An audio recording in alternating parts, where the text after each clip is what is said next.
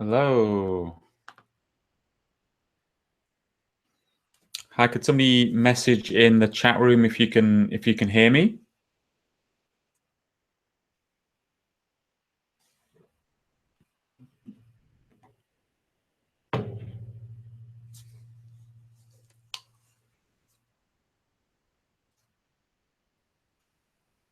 Can you guys hear me? Yeah, excellent. Fantastic. Awesome, guys. I recognize some names. I think people are coming back week after week. So I'm glad to know that I'm making a positive impact, at least. So yeah, I think let's just give it one more minute, just in case somebody's just trying to get on at 6. But we'll get started very, very shortly. Oh. You have high expectations from AJ. I hope I meet them. Hi, Edward. 6 in the UK, yes. I'm doing well. How are you?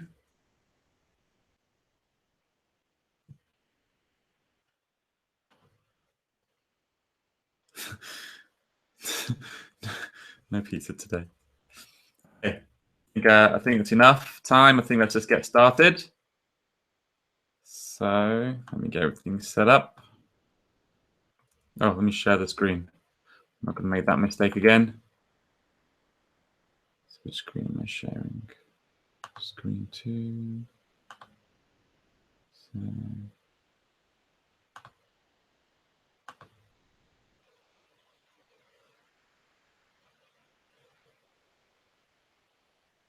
Excellent. So hopefully everybody can see my screen.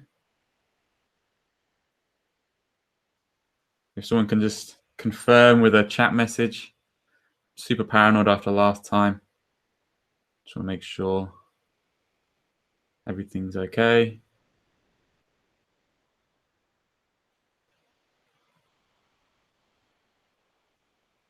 Excellent.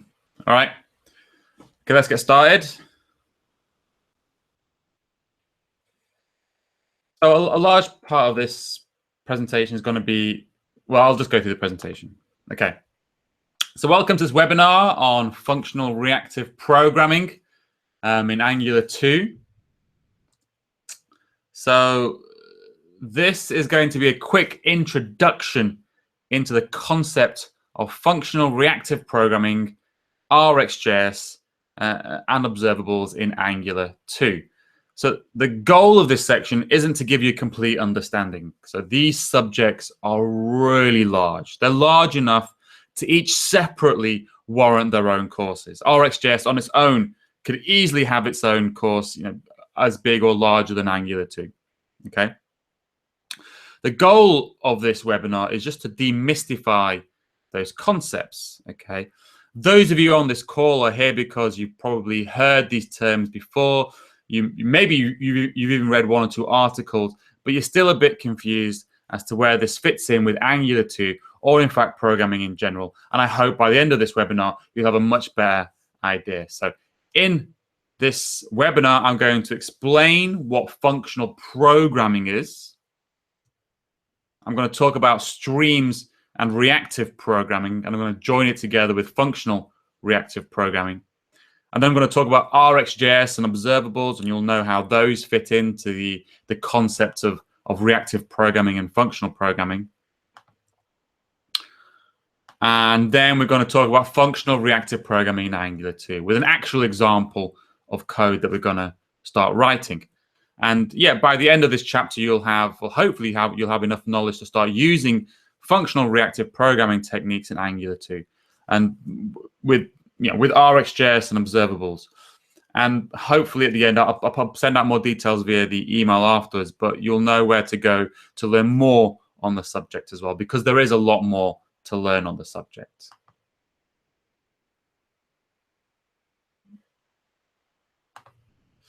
And this is going to be one of my chapters, or demo or draft of one of my chapters on my upcoming Angular 2 course.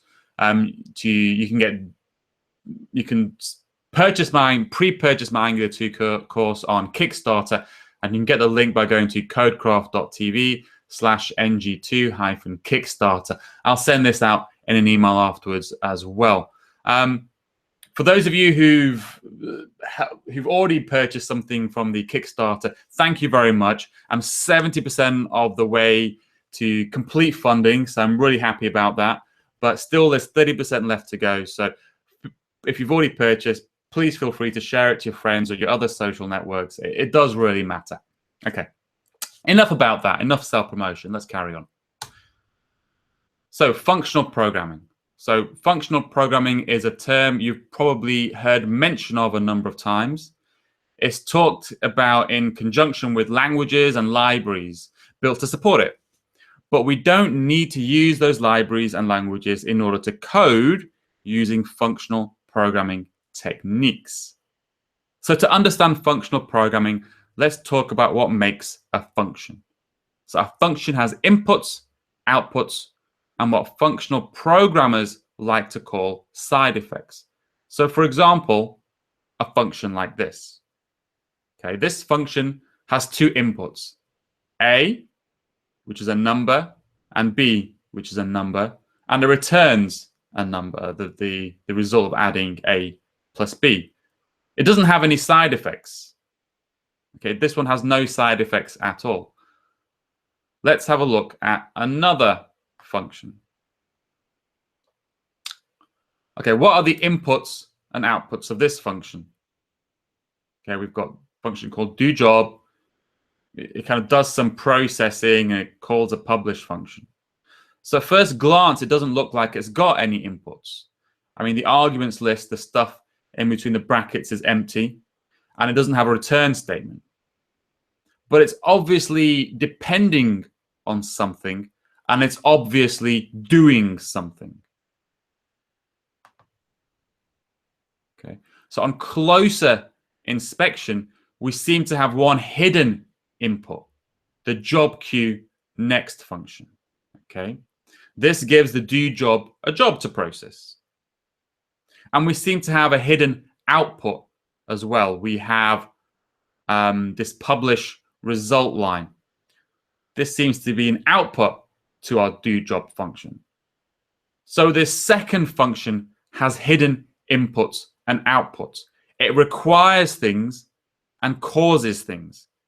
But you couldn't guess that just from looking at the function signature. These hidden inputs and outputs are what we call side effects. There are many different flavors of side effects, but it summarizes to everything that the function does that isn't in the returned value and everything it needs that isn't in the argument list. I'm just going to read that again. So everything that the function does that isn't in the returned value and everything it needs that isn't in the argument list. If it's not that, then it's a side effect.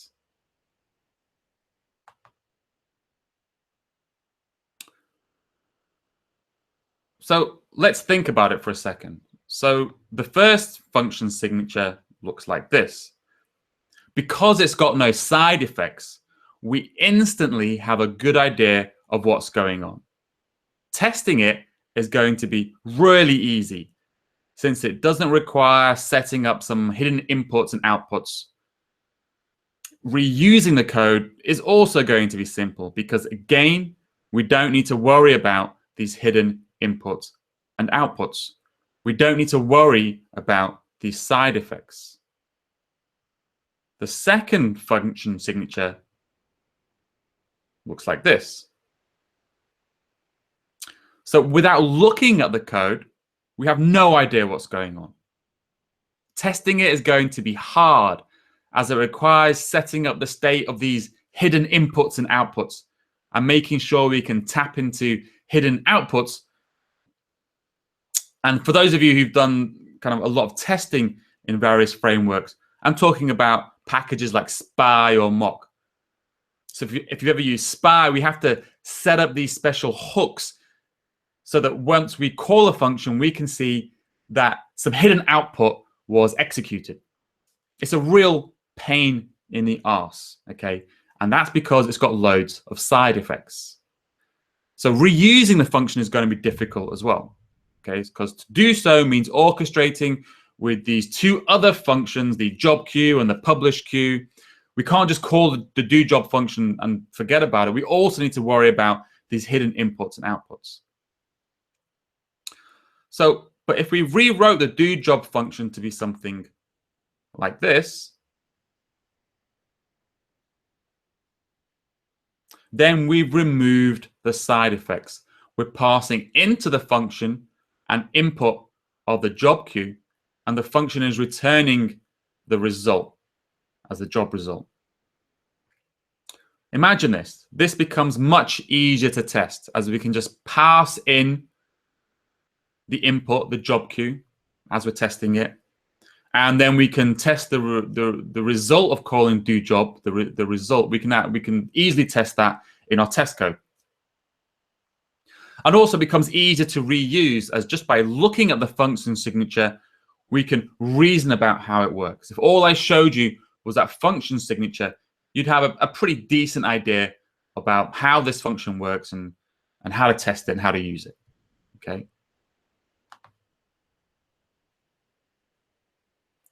So that's what functional programming, that's the main thing about functional programming, is that side effects are the root of all evil. And functional programming aims to reduce the side effects as much as possible. So the goal of functional programming is to remove side effects as much as possible. So now a program does eventually need to do something other than return a value from a function. So we will need to have some side effects. But the goal is to reduce them as much as possible. Guys, I'm going to check in the room, make sure everybody's okay. There's no problems.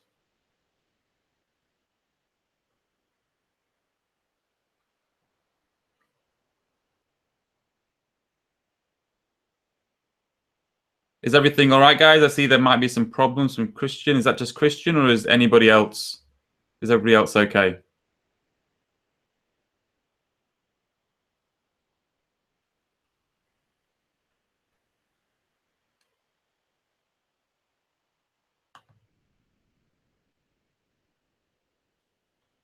Okay, excellent. I'll just carry on to the next section. By the way, if you've got any questions, just pop them in the Q&A section. I've enabled it. I won't be able to answer them just yet, but just if you think of anything, just pop it in the Q&A section and we'll go through it later on. Okay, guys, let me get back to the presentation. We will be going through some real live coding in a bit, but I've got some nice animations and slides to explain to you some of the more complex concepts to begin with. All right, so let me get through those quickly. So that was functional programming. Let's talk about kind of the concept of streams and reactive programming. Okay. So all that a stream is a sequence of values over time. So for example, a number that goes up by 1 every second might have a stream that looks like this, like 0, 1, 2, 3, 4. Another stream might be a sequence of X, Y positions of mouse clicks on your web page. So it might look something like that.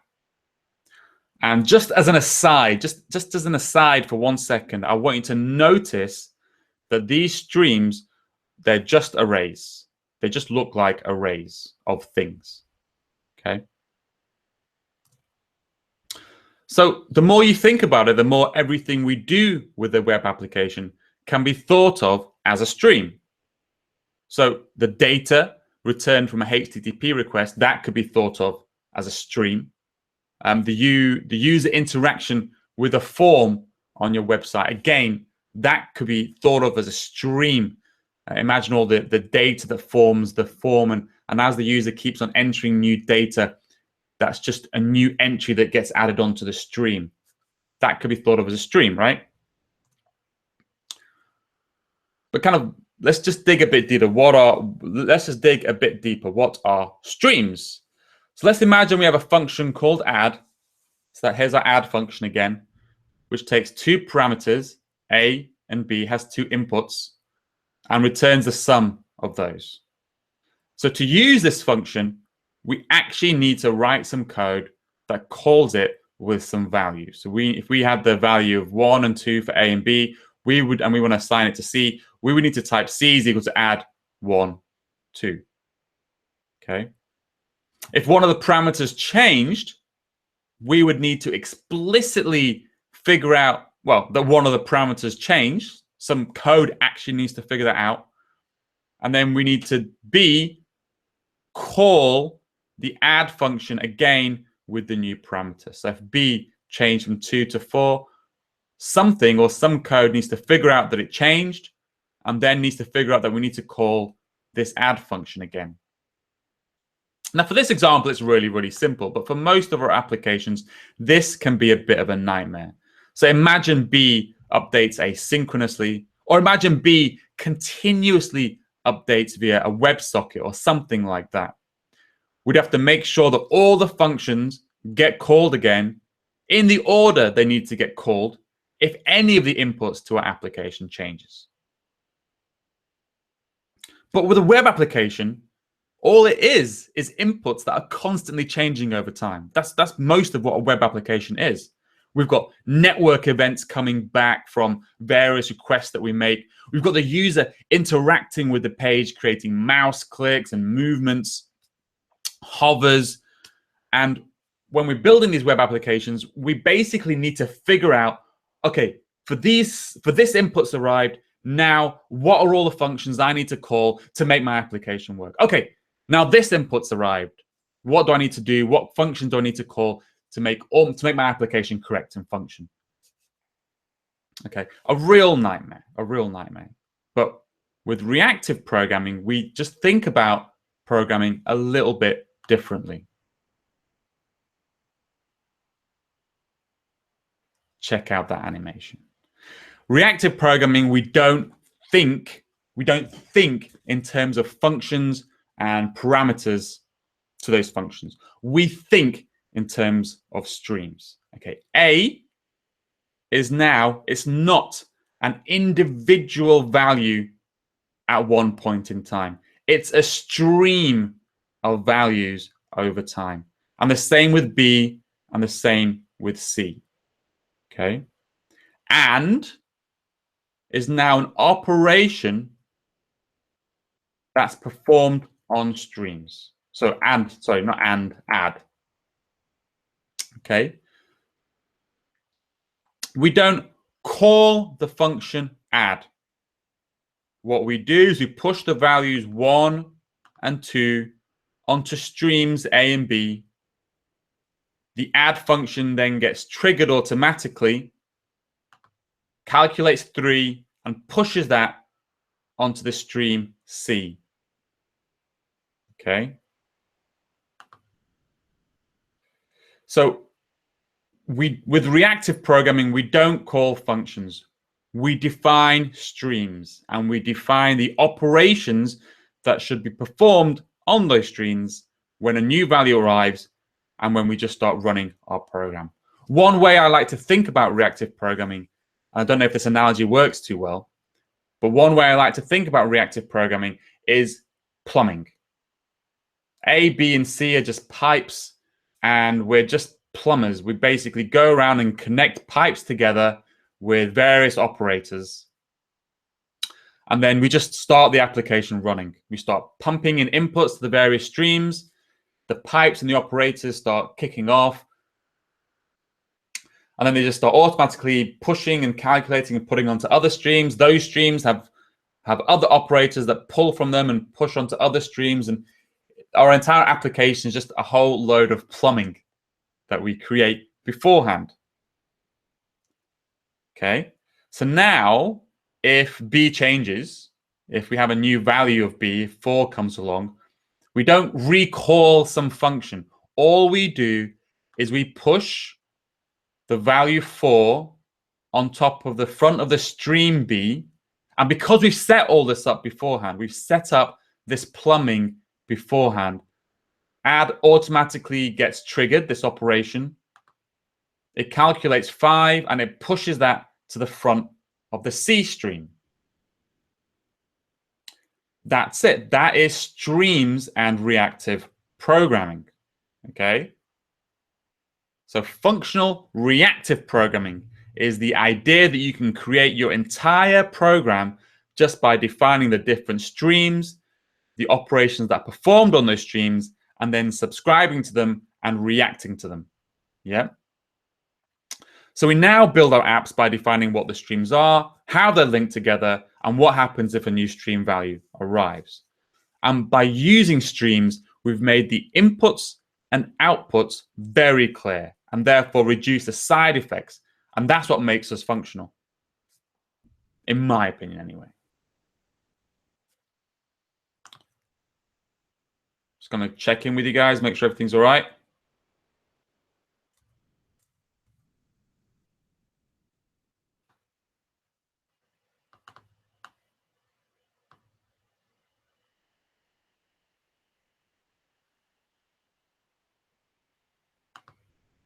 Okay, we're looking good. Good, excellent. If you've got any questions, just put them in the Q&A section. That way, if they, that's for Jacob really, that way if I might lose track of the chat window. If you put it in the Q&A section, then I'll be able to just come back to it later on. Okay, let's move on. We're very close to starting to write some code. And for once, I think I'm going to be on time. So let's do this. Okay. RxJS and observables. Okay, so streams so far, when I've talked about streams, they're just a concept. Okay. We combine streams using functional operators. And in our example, I use the add operator on the streams, which is just an operation which combines two streams to create a third.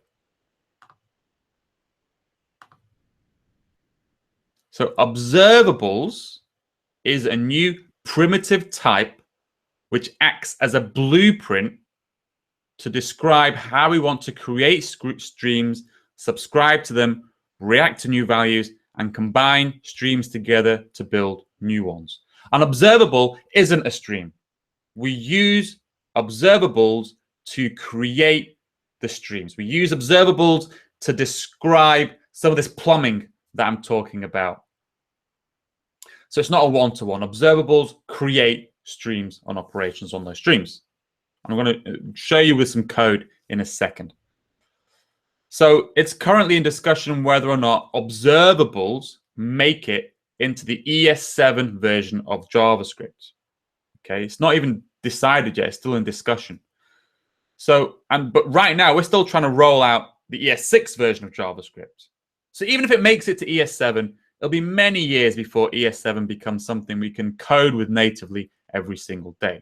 So until then, we need to use a library that gives us the observable primitive. And that's where RxJS comes in.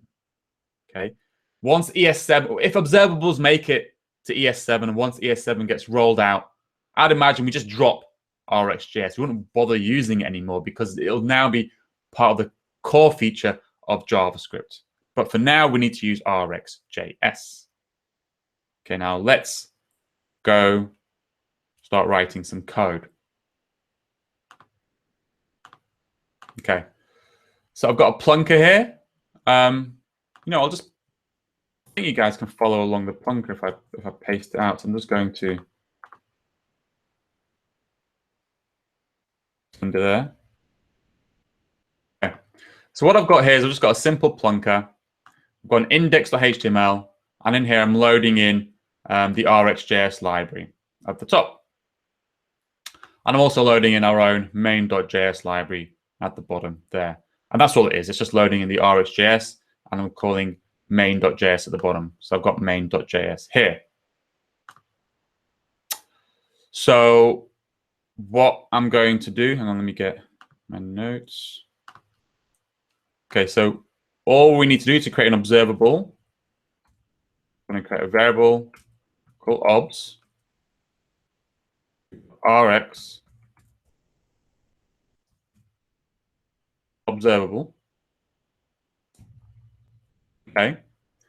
That's not doing anything just yet. That's just creating a blank observable. So what I want to do now, I'm going to call dot interval 1000. Now created my first observable. I'm going to explain to you in a second what this observable is doing. But what we need to do to get the output of an observable is we need to subscribe to it. So I'm going to observable.subscribe a value. I'm just going to log it out.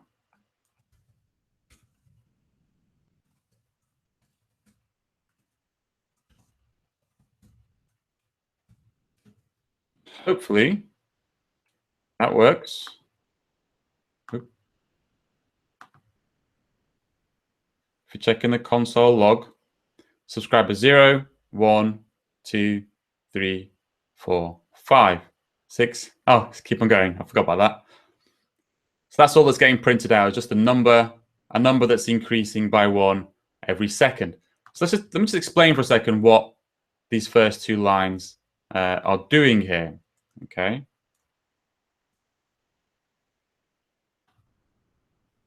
Okay. What this observable is doing, what those two lines is doing, is it's just creating one stream. And on that stream, we're using the interval operator, and that's publishing onto that stream. And what it does is it's publishing a number that starts at 0, and it's incrementing the number by 1 and publishing it every second. That's all that's happening with those two lines of code. Okay.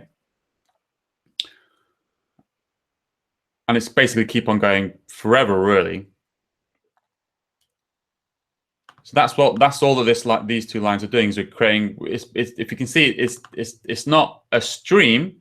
It's describing how we want the streams to be created, or which streams we want to be created in our application. Now, we need to do something called. Now, this observable is called a cold observable. It's not actually running. We need to start it running and to get the output values from it, we need to subscribe to it, which turns it into hot observable. The subject of hot and cold is actually a much more complicated subject, and in the course, I'll go through it in much more detail. But I think that is a good enough explanation for now. But to get the value, so this sets up the streams, doesn't start them running. By subscribing to it, it starts the stream running, and it lets us capture the values coming out of that stream. So that's what we're doing right now. The interval, the parameter to the interval is the number of milliseconds after which it will publish the next number. So it's publishing it every second. Okay, but we don't want it's publishing forever now. We're on number 144. I actually only want to publish. I only want to grab the first 3 items. So I use another operator called take. I'm going to call it take 3. Okay. So if we go back to the demo, all that take does is that because I said it take 3, it will just take the first 3 and then ignore the rest. That's all that take 3 is doing. So it creates another stream. It's another operator, so that it takes as input the first stream, performs some operation, and pushes the items onto the next stream. So this operator, the way we've set up is we just want it to take the first 3 items from the stream. So again, all these lines are doing, this one observable, is it's describing the blueprint for a series of streams and how they're plumbed together. So now, if I click run, hopefully, 1, 2, and then it stops. Okay? And then The final thing I want to do, well, for this example anyway, is I want to use another operator called map. I'll explain what map does in a second. Okay. So now let's look at another explanation, another animation, sorry. So now I've added another operator, which kind of adds another stream onto our reactive code here. So what map does is you pass in a function to map, and that takes whatever input that comes in, it transforms it via that function, and whatever gets returned, that is what gets pushed onto the new stream. So our map function, all it does is it just returns the current date. So it kind of ignores this 0, 1, 2, and it just replaces it with a date. And that's all that's going on with that final map function. So now if I hit stop, clear, run, if you look in the console, it's just printing out, well, hopefully you can see that the number here is changing because it's getting published every second, and this number is in milliseconds. So that's it. That's what we've done. We've created our first observable. And I just want to show you this really simple example so you can see what observables are. They're just ways in which you define streams and operations that are performed on those streams to create new streams. And then we call subscribe on that observable to activate it, and then we can look at the values and do some interesting things with them. We could perhaps create a side effect here, set some parameter in our application to get called, or we could perhaps take that value and push it onto another stream and start a whole other chain happening somewhere else in our application. What are these operators? Well, these operators are the reactive operators. So you can find them if you go to the reactivex.io documentation site. I'll send this out in the links afterwards. And you can see there's quite a few operators that you can choose. It's a whole other vocabulary for writing applications. It's a completely different way of thinking. So this is what we do with an observable. We basically connect them together with these operators. And these operators, depends how they're implemented, but they'll probably consume something from a stream and push something onto another stream internally. And you build applications by basically using all of these operators and using them in conjunction with observables and chaining them together to build the functionality that you need. There's a lot here. As I said before, there's an entire course you could do just on observables and reactive programming. And at the bottom here is very interestingly a decision tree. So if you do get to this point, you are interested in using observables a bit more, you can just read through here, and it kind of helps you decide what operation you need to solve a certain kind of type of problem. Okay, so it's kind of a helpful little way of deciding which operators you need. Okay, let me get back to you guys. Where are you?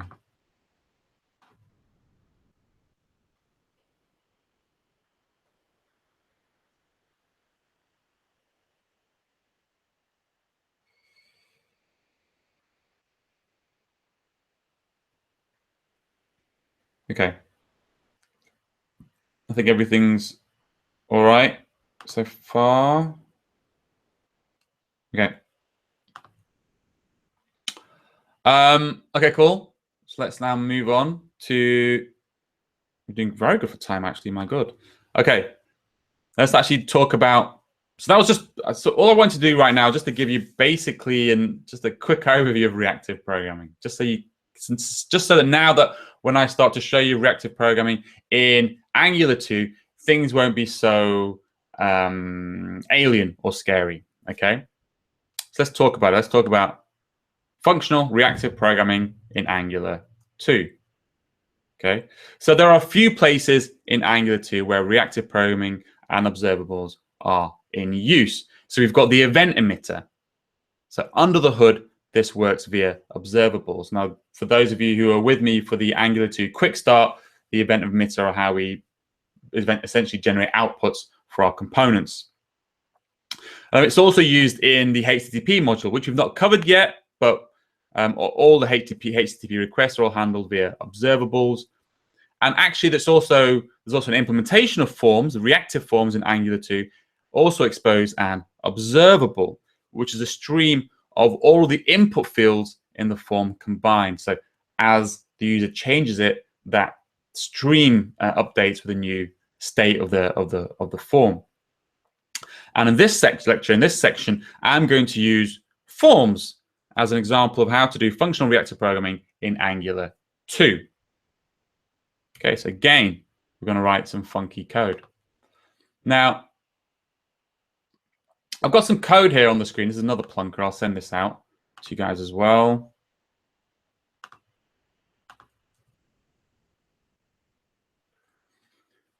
And also, I'll send this out via the email afterwards. So I've got some code here. Now, I haven't actually gone through forms in any of my webinars so far, so I won't go through it in too much detail.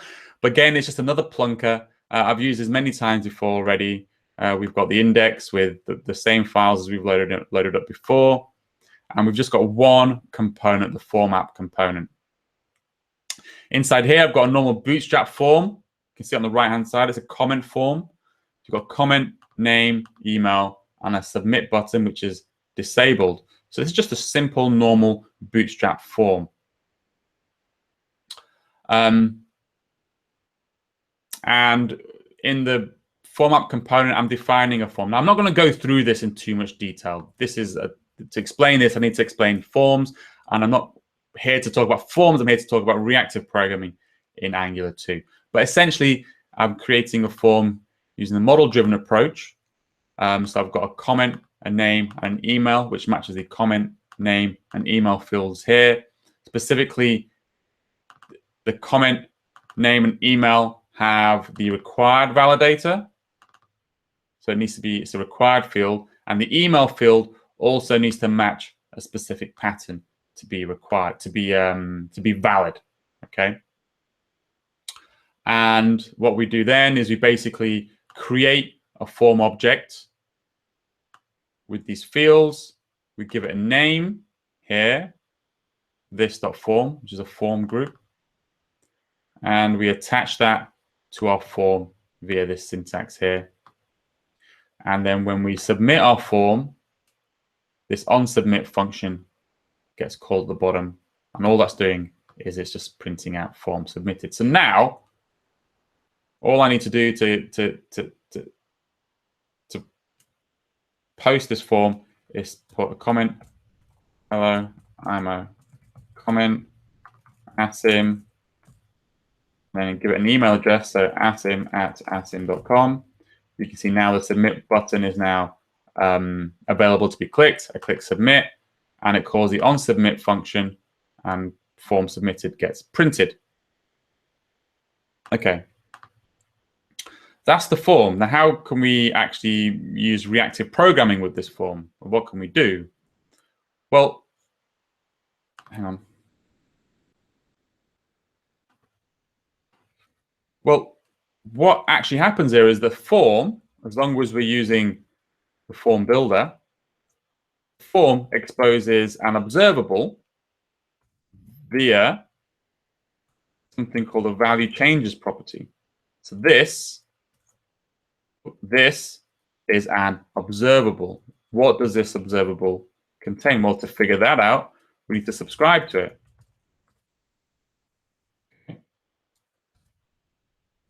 And I'm going to, it passes in one value, which is form. And what I'm going to do is I'm going to log JSON stringify form. I've got my brackets right. Yep. So value changes is an observable. I subscribe to that observable. It passes in the thing that I'm I'm observing, which is the values of the form. I'm just printing that out in the console. So now, if you see me as I type in a comment, see the logs at the bottom, comment AS, ASI, ASIM. So every time I type in the field,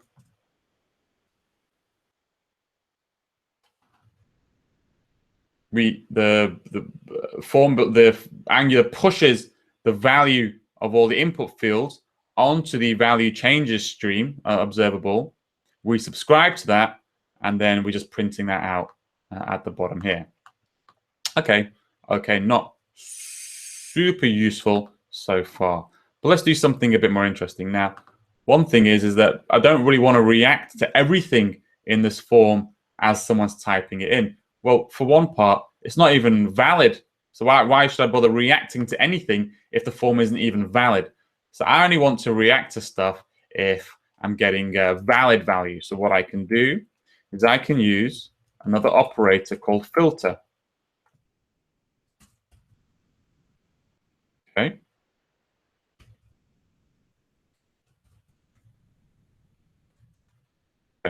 So what's this doing? So what filter does is it only passes, it's another operator. So if you can imagine this, there's one stream, which is the value changes. There's an operator called filter, which creates another stream.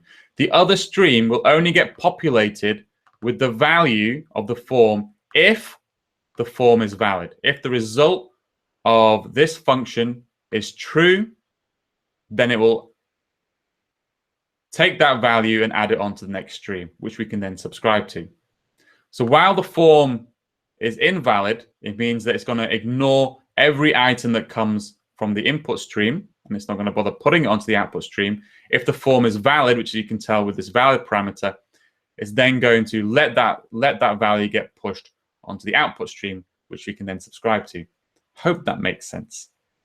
So now, as I type into here, nothing gets printed out in the console. Okay. Now, to make the form valid, we have to input all the values. So I'm going to type asim, I'm going to type a, at. Okay, now, because I've set up the pattern to only need to have at for the email address, now the form is valid. So now it's being passed through the filter stream. So now it's getting, now this is true. It's getting pushed onto the output stream, which we're then subscribing to, and it's then printing on the console at the bottom. Okay. Next, what do I want to do? Well, the next thing I want to do is I want to add another property. I want to add the last time the form was updated by the user. So I can use our map property, which we've covered already. And that gets past the form values. I want to set a property form last update timestamp is equal to new date. But also I need to return the form. So only what gets returned from the map function is what gets added to the new stream. So then we have one input stream, which is just all of the raw changes in the form. We then have another operator called filter, which then only pushes the values of the form onto its output stream if the form is valid. Then this map operator looks at takes as input the stream created by this filter and executes this function on every one of the values. So for every one of the form values, it then adds the last update timestamp to that form, to the form values, and publishes that out to its output stream, which we then subscribe to and print out in the bottom here. So now, if I then add, let me clear this. If I then add this is a comment, asim a at a, you can see it now also has a last updated timestamp. It's going to be pretty useful. Okay.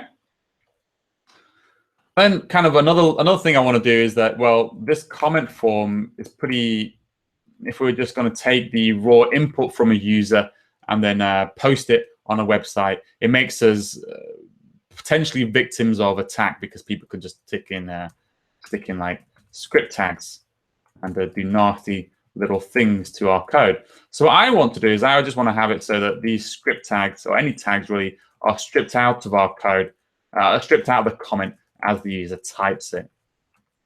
To do that, I can add another map function. So I do map, not nap, that's probably what I want right now, but a map form. Okay, what I want to do. So what I want, I'm going to actually copy and paste this code. It's a regular expression. I might probably type it in wrong. There you go. So I'm going to take the form comment field, and this just regular expression just replaces all the tags with an empty string. And I'm going to set that back onto a form comment, and then again need to return the form. Okay. Just to go through this whole chain again, we've got the raw value changes coming through from the form. That's the raw stream, the input stream. We then have the operator filter, which takes the raw input values as an input stream, checks to see if the form is valid. If it's valid, it then publishes those values onto its output stream. We then have a map function, which takes the output stream from here, and then we add the last update timestamp to the form, return that and publish that to its output stream. We then take that output stream, put it through this map operator, and then what this does is it adds, removes the tags from the comment and publishes that to its output stream, and we then subscribe to the output stream with this subscribe operator at the end, and then we then print it out on the console. So now if I type hello, let me just make sure it's valid first. Okay. Now if I type hello, then a script tag, you see it's removed the script tag. So you can see it's removed it from this box at the top there, and it's also removed it from the value there. Okay.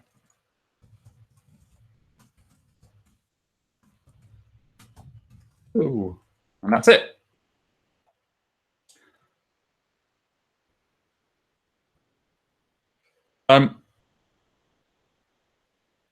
Yeah, that's actually it. So that's all I wanted to show you, just to show you kind of a bit of how we can start using observables and reactive programming in Angular. What are some of the things? It doesn't seem so useful. This you could solve this problem using member variables. So how would you solve this normally? Okay.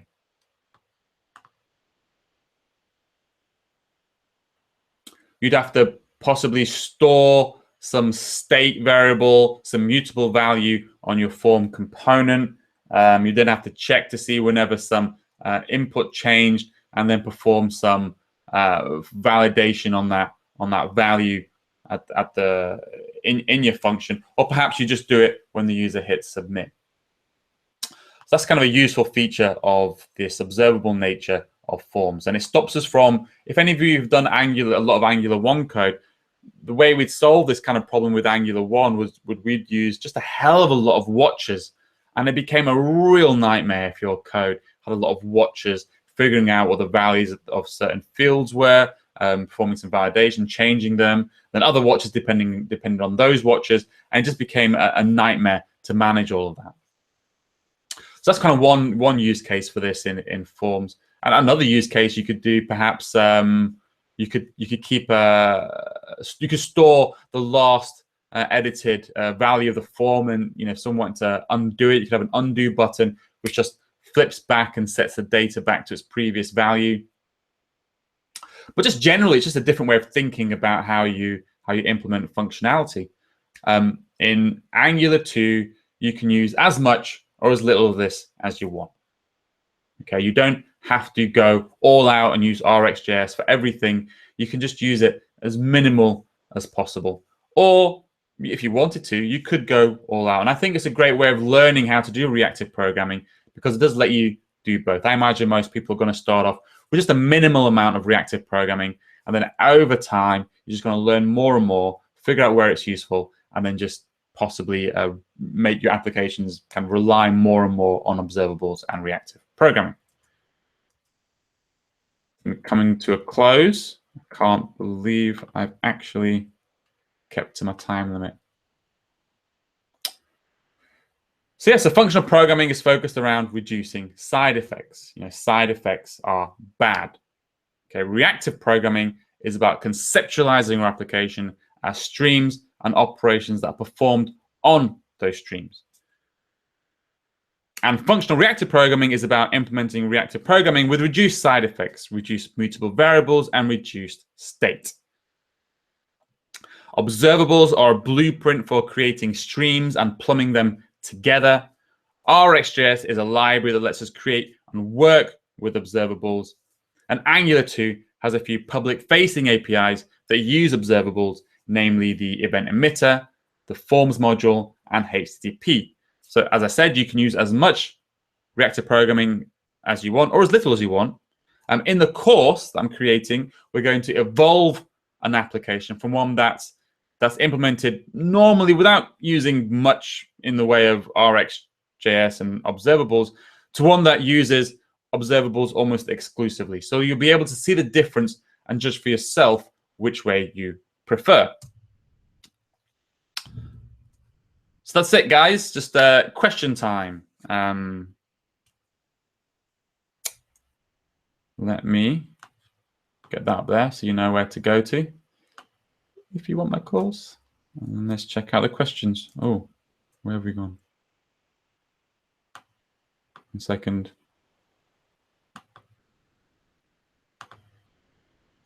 I've lost the window.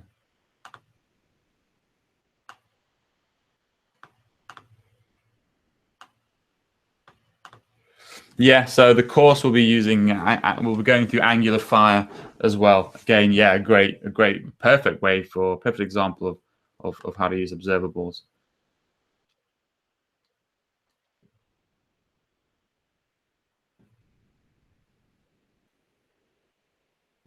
Okay, so from Jacob, so Angular 2 animation.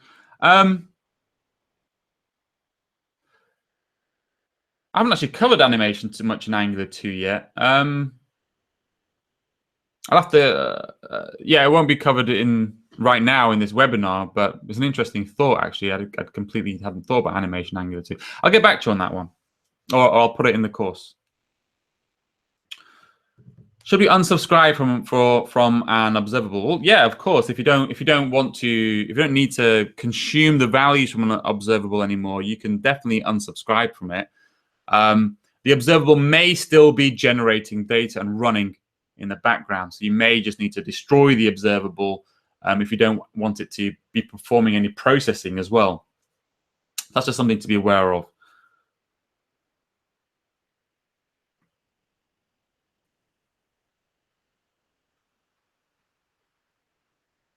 So what are other things in Angular? AJ is asking, what are other things in Angular which are reactive apart from the form? Well, yeah, it's going to be well, you can make whatever you want reactive. You can make your own code reactive. You can implement your own reactive plumbing inside your own code. But by default, the things that are reactive are the HTTP module, the event emitter, which you may not even ever need to see the reactive functionality of that,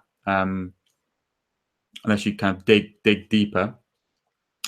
And the forms module, but specifically the reactive forms module. So you can use forms in Angular in two ways: the template-driven approach or the model-driven approach. And the template-driven approach won't be reactive.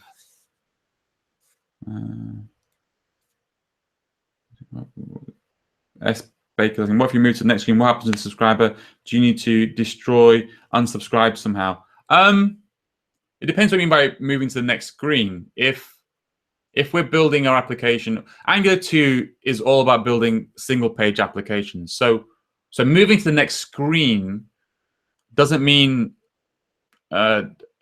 destroying your application and creating it again.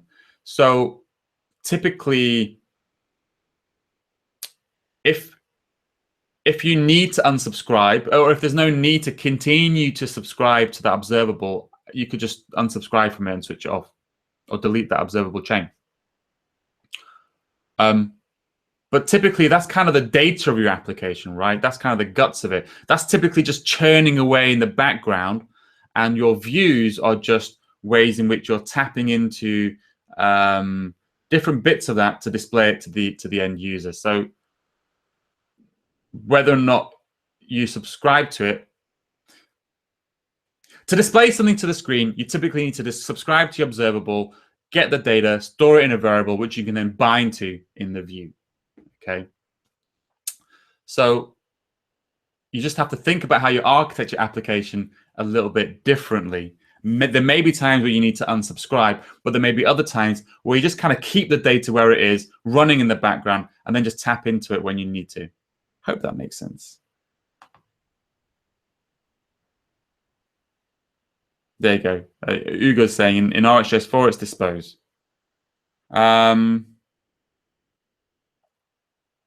Yasa was asking, do you have an example for HTTP? I actually don't have, not on this webinar, but in the course I'm creating, yeah, I'll be using observables with HTTP all the time. Or actually in there, you kind of can't deal with HTTP in AngularJS without really dealing with observables, which is why I've created this section, because this chapter is a chapter you're going to have to know about before we deal with HTTP.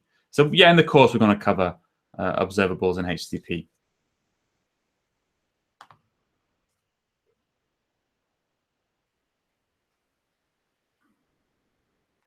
So Jacob's asking, do you agree that now functional programming is getting more popular than object-oriented programming? It's been popular for quite a while, to be honest with you. I think the challenge that's always been with functional programming is that how do you bridge the gap between functional programming and things that you actually need to update on a screen, which I think has always been the challenge. I've used functional programming in the past, mainly for back-end services where there's not much user interaction or UI per se. So that's been absolutely fantastic. It's really popular in finance. It's used a lot in finance. That's kind of my background. So I wouldn't say it's getting more popular than object-oriented programming. I think it's getting, I don't know. It's getting popular. I don't think it's going to be something that is going to completely replace object-oriented programming or other paradigms. I just think it's something that you'll just have in your toolbox that you can use to hopefully think about and build better applications. As I said, a good way to think about functional programming is just to remove side effects. And you can remove side effects in object-oriented programming language as well, or to a certain degree.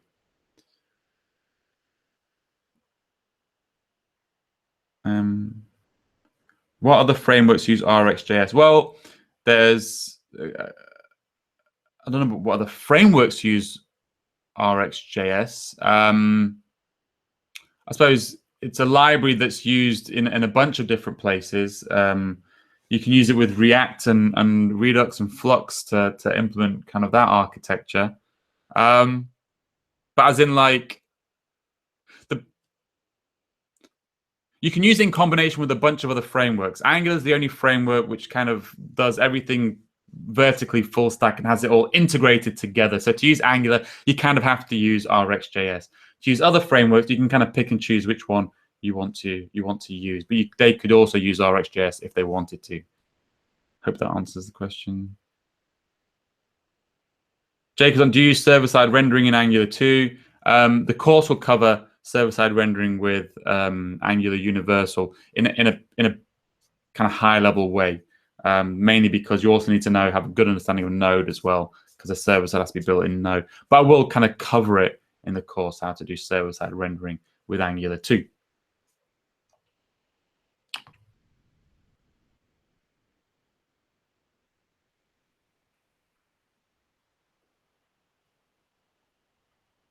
Okay, guys, I think that's all the questions that you guys had. Thank you so much for joining me. Again, if you like if you like the way I'm explaining things, and you haven't done so yet, please go and support my Kickstarter.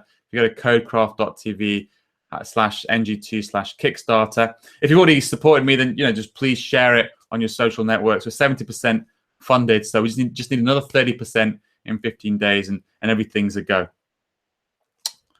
All right. I think that's it, guys. Thank you very much for your time. And yeah, I'm going on holiday next week, so there won't be another webinar for a couple of weeks, but I'll let you know. All right.